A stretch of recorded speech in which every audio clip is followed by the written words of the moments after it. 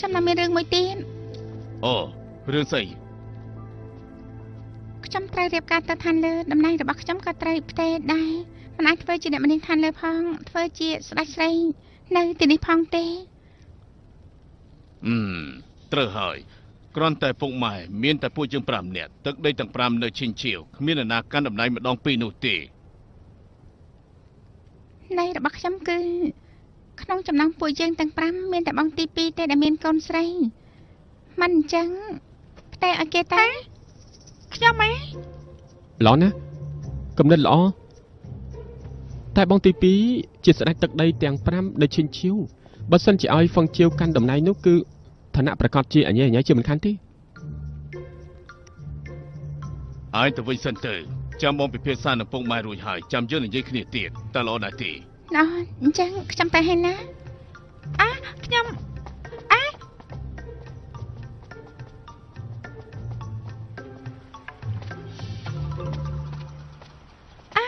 ណាមីងមានរឿងអីជាមួយខ្ញុំទេពុករបស់អញវាយអញទៀតហើយវាយមិនដល់ស្លាប់ទេមានរឿងអីឲ្យប្រកាសទេប៉ះឬអត់នៅមិនទាន់ច្បាស់ទេប៉ុន្តែស្រីស្អាតរបស់ព្រះអង្គម្ចាស់ទី3ផ្ដាំឲ្យយើងប្រាប់ឯងទៅជួបគេនៅឋានលើទេវតាឆឹងអីគឺគេទេវតាឆឹងអីពីដើមមកចាត់ណាបើគ្មានរឿងធំក៏មិនឲ្យអ្នកមីងមករកខ្ញុំនោះទេគួរឆ្ងល់ណាស់តើមានរឿងអីកាត់ឡើងទេយើងមិនច្បាស់ទេតែមើលទៅទឹកមុខរបស់គេដូចជាធ្ងន់ធ្ងរដែរឆាប់និយាយឲ្យយើងប្រញាប់ទៅឋានលើហើយបានងាយជាមួយព្រះរាជបុត្រអញចង់លួចទៅឋានលើឲ្យបងទី4ជួយអញទៅខ្ញុំជួបដំណើរអ្នកមីង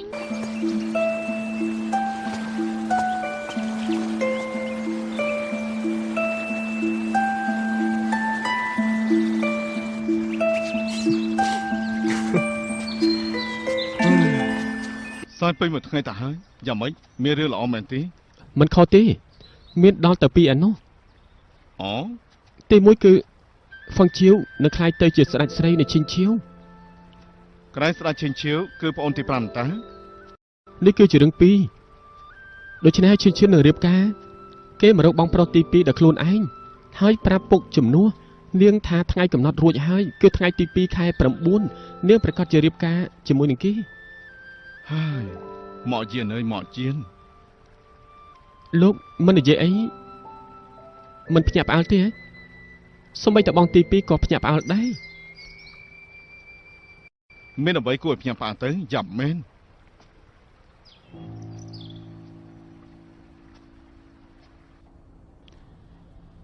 មិនខុសទេបេតារបស់យាហួរបានសរសេរលិខិតអញ្ជើញហើយយើងក៏មានរឿងជាច្រើនដែលត្រូវធ្វើដែរសុជីនឯងគឺអ្នកម្នាងម្នាក់នៅក្នុងរាជវាំងស៊ីអ៊ូជួយចាត់ចែងឲ្យអ្នកបម្រើនៅក្នុងរាជវាំងធ្វើឲ្យបានល្អហើយដំណាក់ខាងកើតក៏ខាន់មានរឿងល្អជាយូរណាស់មកហើយដែរពេលនេះយើងពិតជាសប្បាយចិត្តខ្លាំងណាស់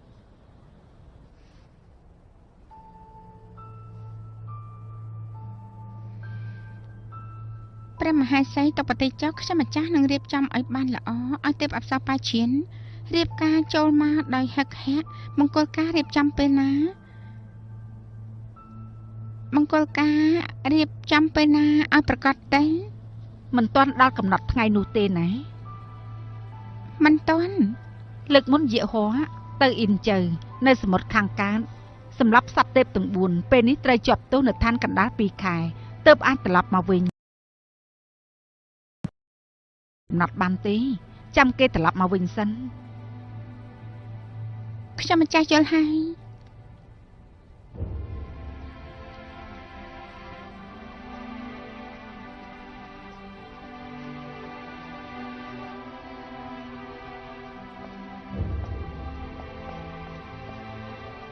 ទេពអប្សររាជយាននៅខាងក្នុងទេរាជយានមិនដឹងថាពេលណាទេពអប្សរត្រឡប់មកវិញទើបឲ្យទុំមកគុំនេះចាំនៅកន្លែងនេះជួបទេពអប្សរជួបទ្រង់តែម្ដងទៅដឹងច្បាស់ម្ល៉េះទេពអប្សរសូមជើញ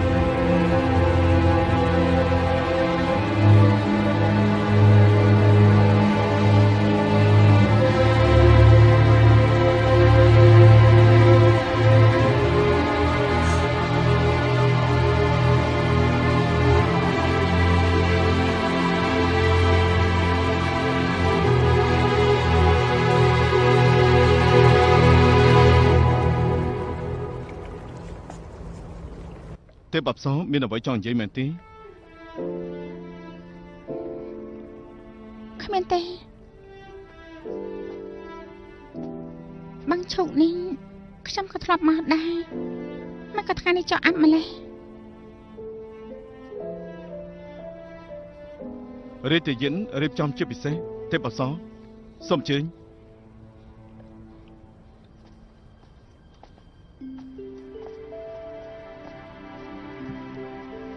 ទូបង្គំរងចាំអ្នកនាងឈិនឈិនឆាំម្នាក់មក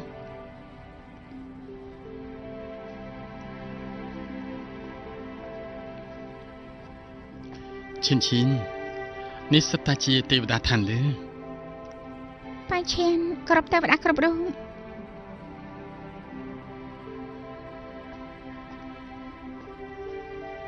ពិតជាស្រស់ស្អាតពិតជាសមនឹងគ្នាណាស់មែនហើយពិតជាសមគ្នាណាស់ឲ្យទេវតាទាំងអស់មកទទួលអូនអូនគឺជាមហេសីរបស់រាជយានអញ្ចឹងគួរតែធ្វើអញ្ចឹងហើយមិនស្មានថាពេលខ្លះបងក៏ចាំមិនហ្នឹងក៏អស់មនុស្សស្អប់ចូលចិត្តដែរគឺគ្រាន់តែចូលចិត្តនោះទេ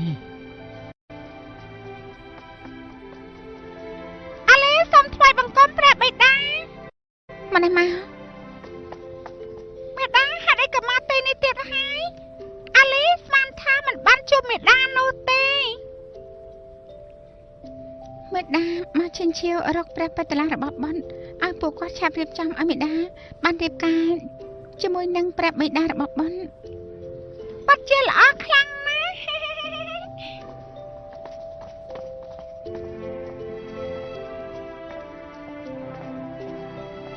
យ៉ាហោថ្ងៃនេះអូនទៅជួបជាមួយបងទី2ឲ្យគាត់និយាយជាមួយពុកម៉ែបើសិនជាគ្មានរឿងអីទេនោះថ្ងៃទី2ខែ9នេះពួកយើងនឹងរៀបការឈិនឈិនថ្ងៃទី2ខែ9ខ្លាចតែមិនបាននោះទេហេតុអីបងត្រូវទៅឋានកណ្ដាលសាឡបងហេតុអីត្រូវសាឡបងលឿនម្លេះ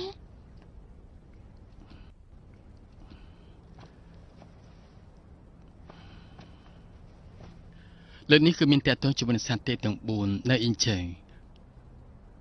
បងយកសិទ្ធិទេវតានោះគឺជារឿងល្អប៉ុន្តែសម្រាប់សត្វពួកគេទាំង4នោះគឺត្រូវទទួលទោសក្នុងខ្លួនរបស់ពួកវាគឺមានយុទ្ធសិលពកដារបស់ព្រះអិនបងគឺត្រូវទទួលទោសចុះទៅឋានកណ្ដាលដើម្បីធ្វើការសាឡបង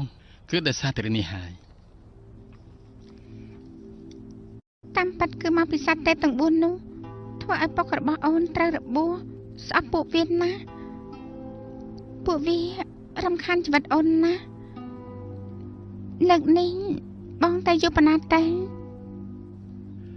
នៅឋានកណ្ដាល60ឆ្នាំនោះវាមិនលើសពី2ខែនៅឋានលើនោះទេ2ខែបងត្រូវទៅខែ8 2ខែទៀតគឺខែ10ក៏ល្អដែរជាខែក្តៅចំពោះអូនតែ2ខែតែបងគឺមួយជីវិតបងមានមើលវាសនាដែរស៊ឺអ៊ីនគេបានសរសេរឲ្យនៅគេមានសរសេរឲ្យមានស្នេហាត្រីកោណទេបងមានមើលដែរទេគឺស្នេហាត្រីកោណលើនេះគឺធ្វើតាមព្រះអិនស៊ឺអ៊ីននាងមិនសរសេរវាសនារបស់បងមិនដឹងថាយ៉ាងម៉េចនោះទេគឺត្រូវមើលលើវាសនាហើយຕົកចោលមានន័យថាគេមិនដឹងថាបងបានឆ្លងកាត់អ្វីខ្លះទេត្រូវហើយអញ្ចឹងអូនប្រាប់បងប្រមាណម៉ាន់និយាយទៅទោះជាបងទៅឋានកណ្ដាលលើកនេះផ្លេចពីឋានៈរបស់ខ្លួនដែលនៅឋានលើផ្លេចរាជវាំងស៊ីអ៊ូផ្លេចអ្នកម្នាងនោះតែមិនអាចផ្លេចមនុស្សស្រីដែលត្រូវរៀបការជាមួយនឹងបងទេណាអ្វីអូនខ្លាចទេតែខ្លាចបងទៅឋានកណ្ដាលលើកនេះស្រាប់តែមានស្រីស្អាតចេញមកបងដឹងហើយថាខ្ញុំបែងចែកការស្រឡាញ់និងការស្អប់ច្បាស់ណាស់គឺមិនអាចបោកលោកបានទេបងចុះទៅឋានកណ្ដាលជួបនឹងស្រីស្អាតនោះតើអូនថាយ៉ាងម៉េចទៅ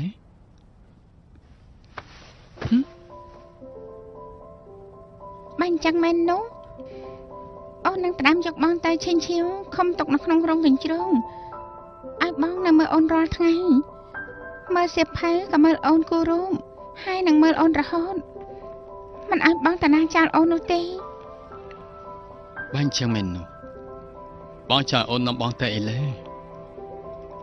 បាញ់ចឹងពួកយើងនិយាយគ្នារួចហើយពេលដែលបងត្រឡប់មកវិញគឺតែឈិនឈៀវរកអូនដល់ពេលនោះមិនធ្វើពិធីរៀបការអីទេគឺខំបងຕົកតែម្ដងខំបងຕົកនៅក្នុងរោងកញ្ជ្រោង បានឈិនពួកយើងផ្ទុំទៅ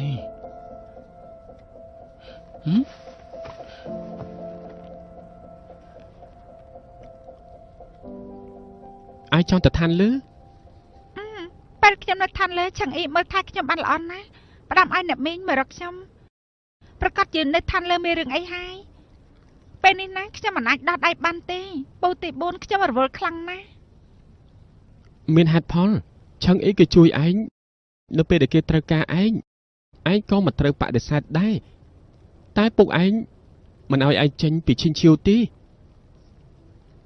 ខ្ញុំមិនអាចចេញទៅបានទេតែពូអាចនាំខ្ញុំទៅបានណាបើខ្ញុំទៅជាមួយពូច្បាស់ជាមិនអីទេបើពុកដឹងនោះ នាំឯងទៅមិនអីទេតែត្រូវចាំរឿងនេះក៏មិនអាចលាក់បាំងដែរពុកឯងនឹងទៅតាមឯងគិតទៅមើលឯងគឺរត់ទៅគ្មានអ្វីនោះទេពុកឯងគឺច្បាស់ជាទៅរកឯងគ្រប់កន្លែងទាំងអស់ឯងគួរដឹងផងណាដូច្នេះគួរតែប្រយ័ត្នបន្តិចទើបបាន លើកនេះខ្ញុំមិនមែនទៅជួបទីចិននោះទេបានហើយចាំពុកឃើញចាំគិតទៀតពូទី4បានទេពូទី4តើបានទេពូទី4បានស្រីចំអឯងនេះធ្វើតាមឯងម្ដងចាស់ អរគុណពូទី4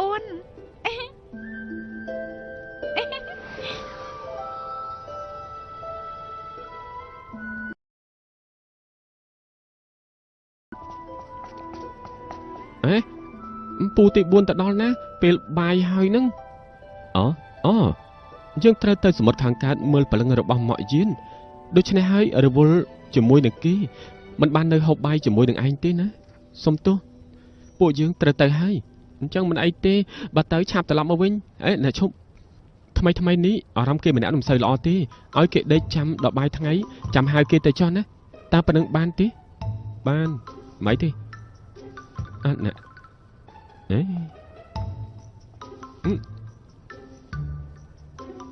ពូទី4ថ្ងៃនេះយកចិត្តទុកដាក់មែនណោះ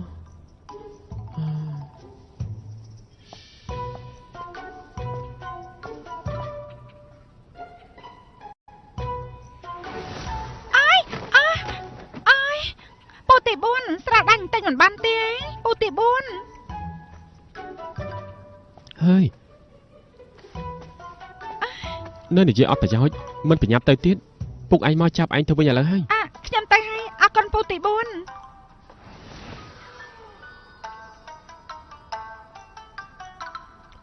ជ្រួលតាចេញមកទៅហើយព្រោះតែនាងចំក់នោះ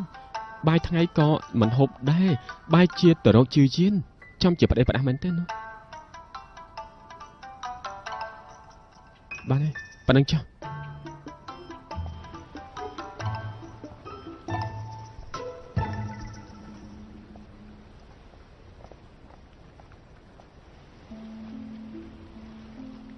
ទេវតាទាំងពីរមិនក៏មកទីនេះសិស្សប្អូនទី7លោកទៅឋានលើមិនអាចមើលថែទីនេះខ្ញុំនឹងបងទី2របស់នាងក៏ឈាមមកមើលបងប្រុសរបស់លោកប្រហែលថ្ងៃនេះទេតើគេយ៉ាងម៉េចទៅហើយយប់មិញបងប្រុសស្រាប់តែមិនស្រួលខ្លួនខ្ញុំស្មានតែមានរឿងអ្វីកើតឡើងតើថ្ងៃទី2ក៏លឡើងវិញហើយក៏ហូបបានច្រើនទៀតផងដូចជាមិនសូវអីប្រហែលនោះទេពិតមែនទេពិតមែនហើយបែបនេះគឺមានរឿងល្អហើយនៃរបស់លោកគឺថាលោកគ្រូចិត្តត្រឡប់មកវិញហើយប៉ុន្មានទេអូនឯងខ្ញុំខ្វះការគួរសមមិនអីទេនាំយើងទៅជួបបង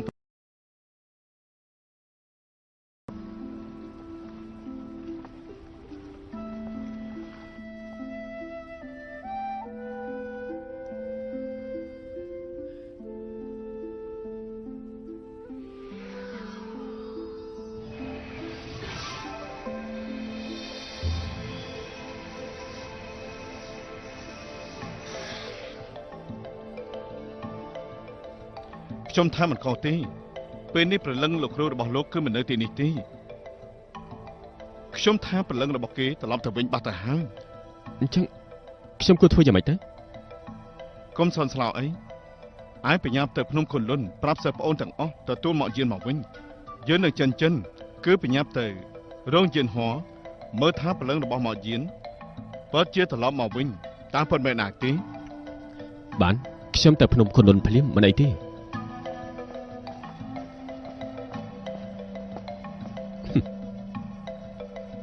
គេបាននេះមិនសមជាសិស្សច្បងរបស់ខុនលុននោះទេគឺដូចជាកូនក្មេង កុំថាឲ្យគេយើងក៏សប្បាយចិត្តខ្លាំងដែរពួកយើងឆាប់ទៅឈិញឈើវិញទៅឲ្យចាប់ឡើងទៅ បងជួបនឹងព្រះអិនហើយទើបបងទៅឋានកណ្ដាល មិនក៏មិនអញអូនជូនបងទៅឋានកណ្ដាល តែ2ខែទេវតាប៉ាឈៀនជូនបងទៅដល់ផ្ទាល់បែបនេះតើមិនខ្លាចគេសើចទេ ច្បាប់ឋានលើនេះរញ៉េរញ៉ៃណាស់តែហើយអូនមានរបស់ឲ្យបងណាបងយកទៅ គុជព្រលឹង បងដឹងហើយហេតុអីលេជៀនឲ្យវាមក ព្រោះថានៅអ៊ីងចៅនោះបងនឹងបានជួបគេហើយនឹងបងស្រីរបស់គេ ទោះជាបងជួយពួកគេយកមកក៏វាមិនសមនោះដែរ អូនមិនឆ្ងល់ថាហេតុអ្វីបានជាបងសប្បាយចិត្តយ៉ាងនេះទេ គឺបងខ្លាចលេជៀនរកឡាមរកអូនអូនទៅហើយណា ទៅវិញទៅ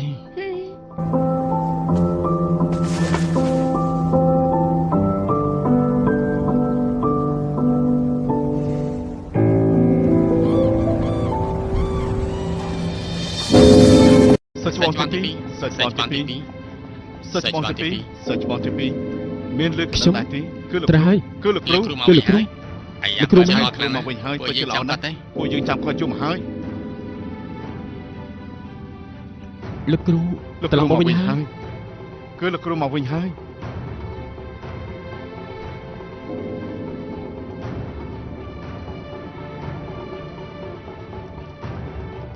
ភ្នំខុនលុន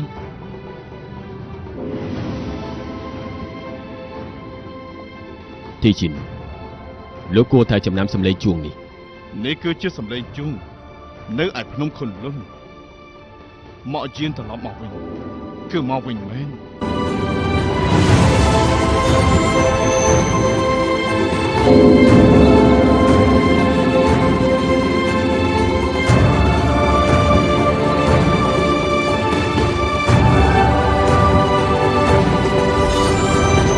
找我。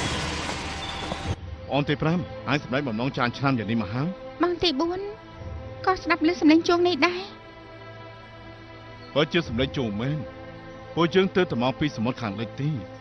លើថាទាយងមានសភាពប្រែប្រួលយើងក៏ប្រើយុទ្ធសិលមកមើលទៅថាព្រលឹងរបស់មកយានមិននៅក្នុងខ្លួនរបស់គេនោះទេដូច្នេះហើយយើងក៏បញ្ញាប់មកមើលតែម្ដងទៅហើយមកយានដេកយូរយ៉ាងនេះក៏រើសថ្ងៃល្អដែរណ៎ លោកគ្រូ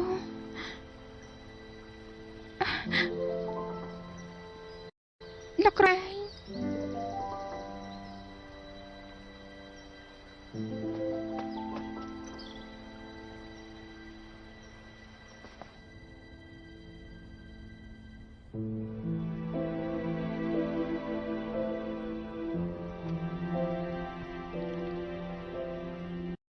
រាជជាតិតាមច្បាប់ទូលមកគុំគឺជូនត្រង់ទៅឋានកណ្ដាលត្រង់ត្រូវតែផឹកទឹកបំភ្លេចការចងចាំ អញ្ចឹងពួកយើងនិយាយគ្នាច្បាស់ហើយណាពេលបងត្រឡប់មកវិញមិនធ្វើតាមពិធីរៀបការអីទេគឺអូនខំបងຕົកនៅក្នុងរូមកញ្ជ្រោលដូច្នេះបងត្រូវនៅក្នុងរូមកញ្ជ្រោលមិនឲ្យបងទៅណាទេ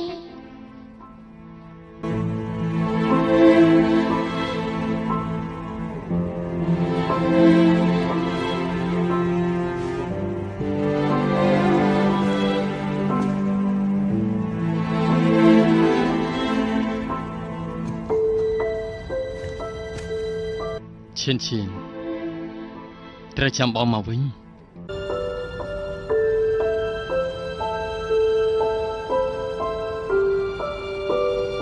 អ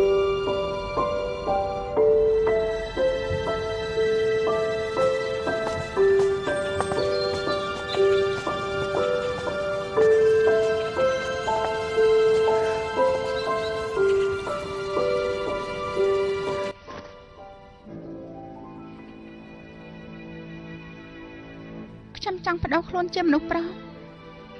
ពេលមិនលោកគ្រូខាញ់ខ្ញុំជាស៊ីអ៊ីនរូបរាងខ្ញុំពេលនេះគាត់មិនស្គាល់នោះទេ តាមយុទ្ធសាស្ត្ររបស់ម៉ាជីនគឺមើលធ្លុះពីរូបរាងរបស់ឯងពិតទៅហើយមិនចាំបាច់កាឡាខ្លួនឯងឲ្យឃើញពីមុខពីរនិងឪពុកម្ដាយរបស់ឯងទេឯងស្មានថា 20000 ឆ្នាំនេះអាចលាក់បាំងនឹងគេបានទេ បងទី4ក៏និយាយអញ្ចឹងដែរប៉ុន្តែខ្ញុំយល់ថាលោកគ្រូទំលាប់ឃើញខ្ញុំជាស៊ីអ៊ីន ឯងឈប់កុហកខ្លួនឯងទៀតទៅឆាប់ទៅ កុំខ្លាចអីមើលលោកគ្រូឯងទៅ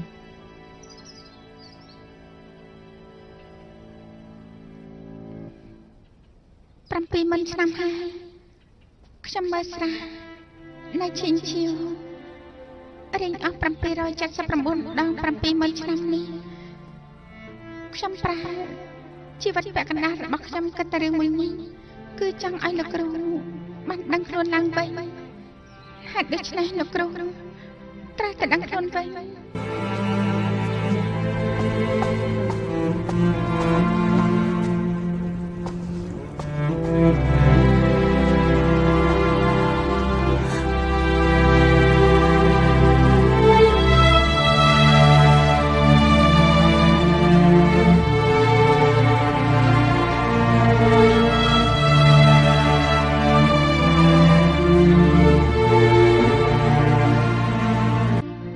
ពីថ្ងៃនេះទៅឯងជាសិស្សទី17នៅភ្នំខុនលុនដូច្នេះឯងជាកូនសិស្សរបស់ម៉ាក់ជីន លោកគ្រូ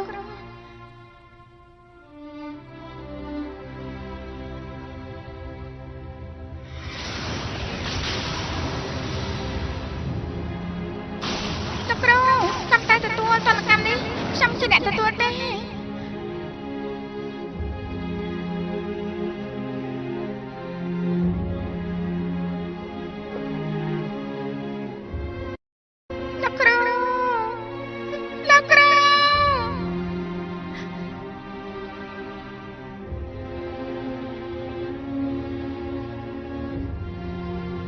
សិស្សទី17ឆាំម្នេះមកគ្រូចង់មើលឯងធំប៉ុណ្ណាហើយ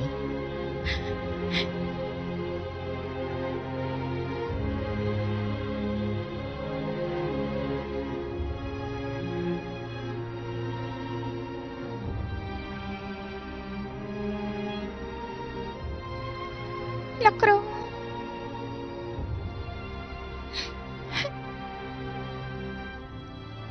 ពិតជាសិស្សទី17មែន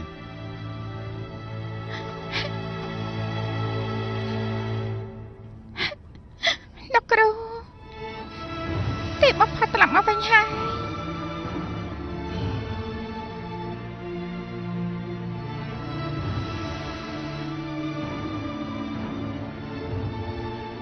ពិតមែនគ្រូត្រឡប់មកវិញហើយ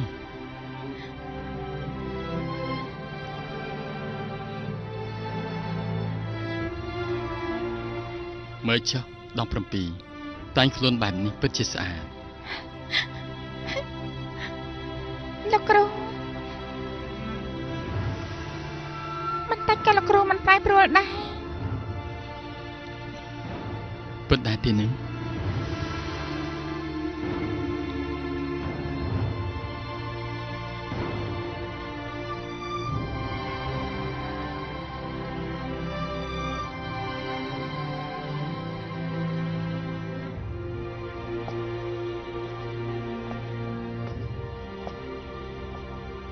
ម៉ាជីនឆ្លងផុត70000 ឆ្នាំឯងដឹងខ្លួនហើយ 70000 ឆ្នាំ ត្រូវហើយមិនអាចថាយូរក៏មិនអាចថាឆាប់ដែរប្អូនទី5គឺព្រោះតែលោកលាក់ខ្លួនអស់70000 ឆ្នាំរក្សាខ្លួនលោករងចាំត្រឡប់មកវិញទៅ ពេលថ្ងៃនេះពិតជាល្អពួកយើងចេញទៅមើលសិនទេ ល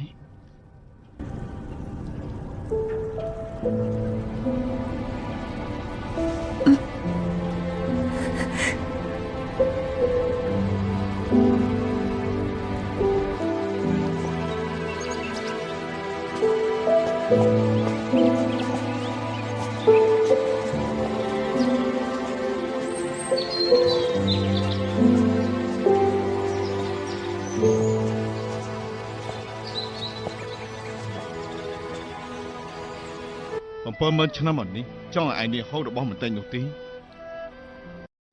តាំងពីព្រលឹងបែកខ្ញែងតាំងពីប្រមូលមកវិញប្រើពេលមិនតិចនោះទេ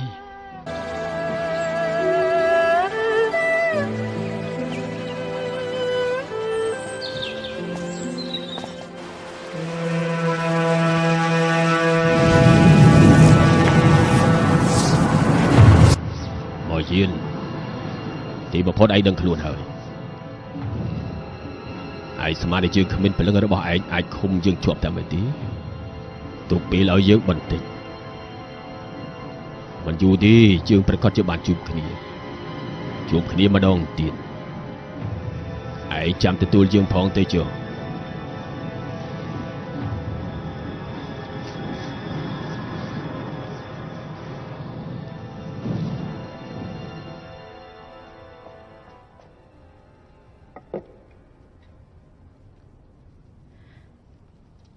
លោកគ្រូ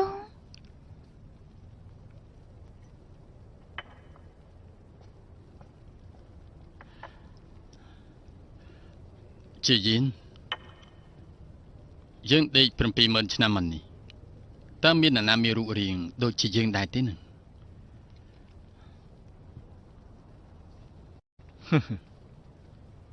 មានសិស្សរបស់លោកក៏ស្និទ្ធនឹងគេដែរមិនថាអញ្ចឹងទេ 17ឯងស្គាល់គេ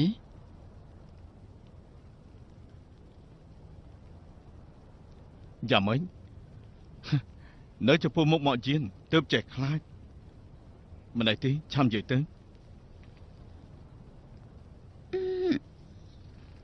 មនុស្សដែលលោកគ្រូនិយាយនោះគឺជាអ្នកដែរខ្ញុំត្រូវរៀបការជាមួយគឺរេទីយាន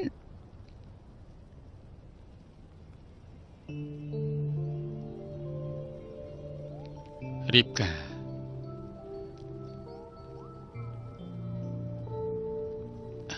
ឈ្មោះរបស់គេកាលនៅពេលណាទៅ គេឈ្មោះយេហោប្រហែលជាកើតពេលដែលខ្ញុំនាំលោកគ្រូចេញពីភ្នំខុនលុនកាលពី 70000 ឆ្នាំមុន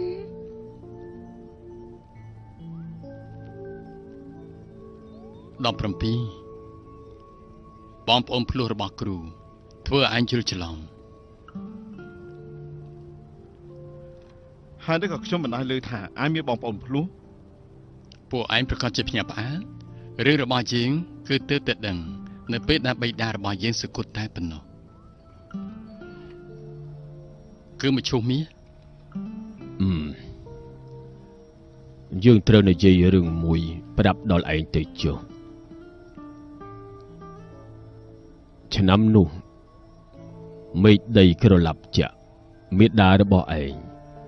ព្រោះតែចង់បានសសរទ្រុងទាំង5ការពារឋានលឺបង្កើតបានកូនភ្លុះតែគេអាចជួយតែបងបានមិនអាចជួយប្អូនបានដូច្នេះបងនោះគឺជាឯងនេះទីឯងក៏បានរស់មកដល់ពេលនេះគឺឯងហើយ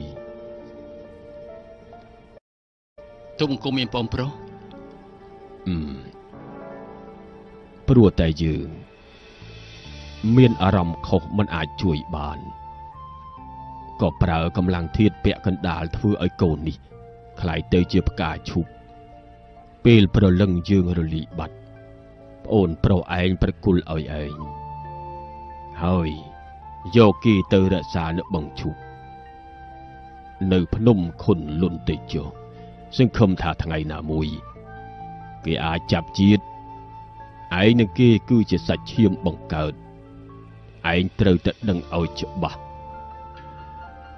មកយាន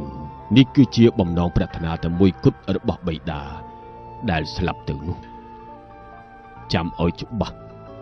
ធ្វើតាមបណ្ដាំរបស់យើងទៅត្រូវតែរក្សាគេឲ្យល្អ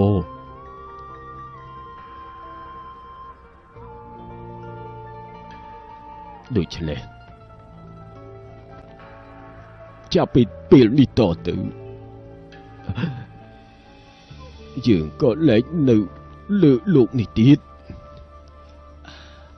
ក្រាមទូ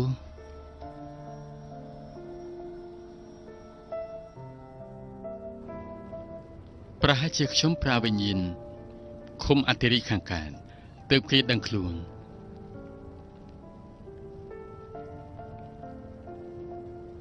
គ្រាន់តែដឹងថាបេដារបស់ឯងស្លាប់ហើយយកឈុកមាននោះមកខ្ញុំមិនសង្ស័យអ្វីទាំងអស់ក៏ចម្លែកដែរពេលវិញ្ញាណឯងនេះខ្ចាត់ខ្ចាយឈុកមាននោះក៏ក្រៀមស្វិតមិនយូរប្រហែលអ្នកម្នាងលៃស៊ីក៏ប្រសូតរាជទាយាទតែម្ដងទេគ្រាន់តែដឹងថាបេដារបស់ឯងស្លាប់ហើយយកឈុកមាននោះមកខ្ញុំមិនសង្ស័យអ្វីទាំងអស់ក៏ចម្លែកដែរពេលវិញ្ញាណឯងនេះខ្ចាត់ខ្ចាយឈុកមាននោះក៏ក្រៀមស្វិតមិនយូរប្រហែលអ្នកម្នាងលៃស៊ីក៏ប្រសូតរាជទាយាទតែម្ដងទេក្នុងបញ្ជីទេវតាសរសេរច្បាស់ណាស់ព្រះបិតាមានតែបុណ្យមួយអង្គគត់គឺមកយានមើលទៅរឿងទាំងនេះគឺមិនអាចជឿបានទេដូច្នេះហើយចង់ជឿត្រូវតែមើលលើអ្វីដែលសឺមីងសរសេរនៅក្នុងសភៅនោះហើយទៅបានគ្រប់គ្នាសត្វថា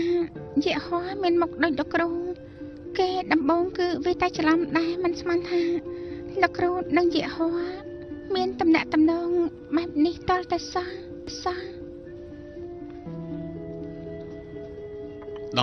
17យើងចង់ជួបបងប្រុសរបស់យើង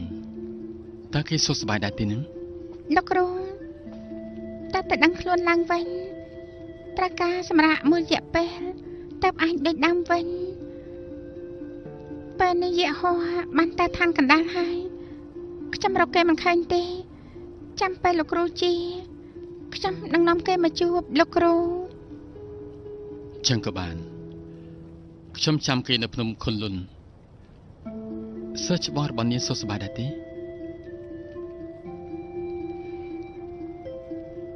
កាលពី7មិនឆ្នាំមុនពេលដែលលោកគ្រូរលីបានពួកគាត់តាមរកពួកយើងអស់រាប់ម៉ឺនឆ្នាំហើយក៏ត្រូវអ្នកផ្ទះហៅទៅវិញពេលនេះភ្នំខុនលុនមិនដូចកាលពីមុនទេម្យ៉ាងទៀតខ្ញុំក៏មិនចង់ឲ្យលោកគ្រូឃើញស្ថានភាពភ្នំខុនលុននៅពេលឥឡូវនេះដែរលោកគ្រូ មិនអីទេពួកយើងនឹងត្រឡប់ទៅភ្នំខុនលុនវិញ សិស្សធ្វើតាម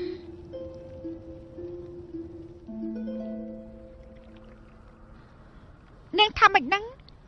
តែជិនត្រូវដាក់ទរណកម្មហ៎ហ្វុងជីវនាងត្រូវគិតឲ្យទលាបន្តិចទេវតាឋានលើនេះទោះបីជាមានសម្បត្តិច្រើនប៉ុណ្ណាក៏ជាពីទនកម្មមិនផុតដែរណាដឹងទេនោះគឺសត្វតែត្រីរលីខ្លួនប្រានទីជិនគេរស់នៅយូរយ៉ាងនេះហើយគួរតែជួបហើយมันអាចកិច្ចវេះបាននោះទេ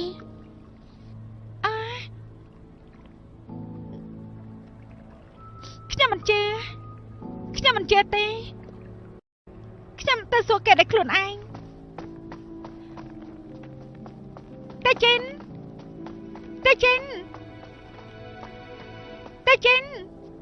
តែជិនលោកអ្នកណានឹងតែជិន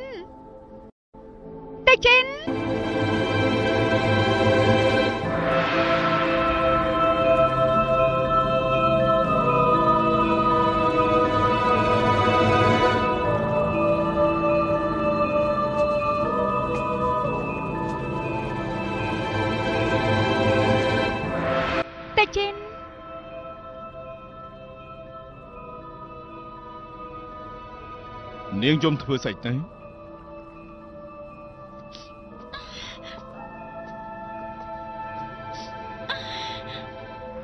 តែចិនរស់ខ្ញុំរស់តែចិនស្លាប់ខ្ញុំមិនអាចរស់តែម្នាក់ឯងទេ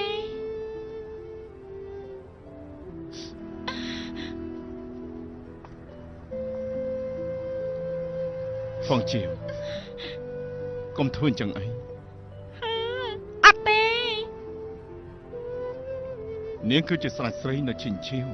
រត់មកឋានលើអោបខ្ញុំបែបនេះមិនខ្លាចខ្មាស់គេទេ ពួកយើងធ្វើប្តីប្រពន្ធអស់រាប់ឆ្នាំហើយខ្លាចអីទេ នោះគឺជាការសាកល្បងមិនអាចចូលមកនិយាយបាននោះទេ តែចិននៅប្រកាន់រឿងដែលខ្ញុំនិយាយតែចិនមែនទេនោះសត្វតែសេមិញជាអ្នករៀបចំឲ្យខ្ញុំ ខ្ញុំគ្មានអារម្មណ៍ចំពោះគេនោះទេណាសូមកុំយល់ច្រឡំជាមួយខ្ញុំអីណា យើងដឹង មិនលោកទទួលតនកម្មខ្ញុំមិនបានចាក់ចេញពីលោកនោះទេ អ្នកណាប្រាប់នាងថាយើងត្រូវទណ្ឌកម្មនោះ មិនមែនទេ